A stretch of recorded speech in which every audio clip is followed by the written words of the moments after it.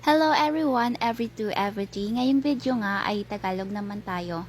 Ipaliwanag ko kung ano yung major 3 policy ng Nikki. Yes, Nikki ulit tayo ngayon for today's video. Unang policy nga ni Nikki ay itong high quality host policy na kung saan makakatanggap ka ng 0.5 to $2 sa pag-live ng ilang oras sa Nikki at kahit iilan lang ang viewers mo.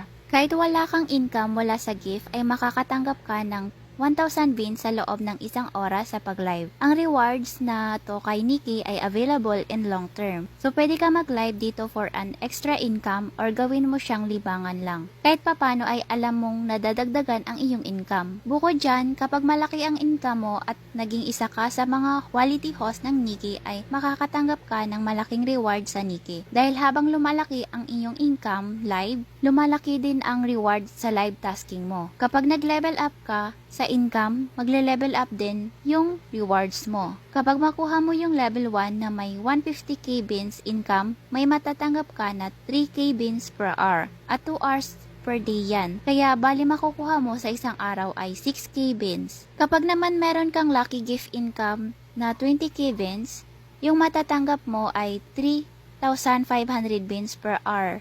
In 7 days po yan na reward kapag sa isang araw mo lang nakuha ang requirements ng level 1 o level 1 flow. Same din po sa iba pang level. Yung pinakamalaki nga pong rewards dito sa Nikki ay ang level 10 at level 10 flow. Na kung saan sa level 10 ay meron siyang 60k beans per hour na makukuha mo. At 3 hours po yan, kaya bali 180k beans yung marireceive mo sa isang araw. Sa level 10 pro naman ay 80k per hour, kaya matatanggap mo sa isang araw ay 240k beans. Kapag na-meet mo yung requirements na yan in just 1 day. Makukuha mo yung rewards na yan in 7 days. Ang laki diba? Meron ka ding makukuha na bonus pay galing sa iyong agency. Ito yung second policy nga ng Nikki, which is Agent Growth Bonus. Ito yung maaaring makuha ng agency kapag na-meet yung requirements ng Nikki. $70 to $4,000 ang pwedeng makuha dito. Halimbawa, nakuha ng agency yung level 4, which is na-meet niya yung requirements na 25 number of eligible hosts and $4,000 host performance. Ito yung income ng lahat ng member ng agency. Yung 25 number of eligible hosts, dapat may 25 hosts or member ay nag-live ng 18 hours and 6 days sa isang linggo. Kapag marami yung eligible hosts at malaki ang income, ay malaki din yung makukuha ng agency galing sa Nikki. At ang growth rewards na ito ay ibibigay ng manager sa kanyang mga member na nakamit din ang requirements niya. Yung ginagawa ng mga member sa agency ay tulong-tulong sila para makuha ang rewards nito sa Nikki. Ito yung halimbawa kung paano makakuha ng bonus galing sa agency. Take note lang po, hindi lahat ng agency ay ganito rin ang pa-bonus pay. Iba-iba po yan kasi maraming agency dito sa Nikki. Nakadepende sa manager nyo kung paano niya ibigay yung bonus pay. Siya yung gagawa ng requirements at kung magkano yung hatian ng rewards galing sa Nikki. Kapag malaki ang kita mo at ng ibang member ng agency ay malaki rin makukuha mong bonus pay. Halimbawa nga dito sa agency namin, kapag makuha mo yung level A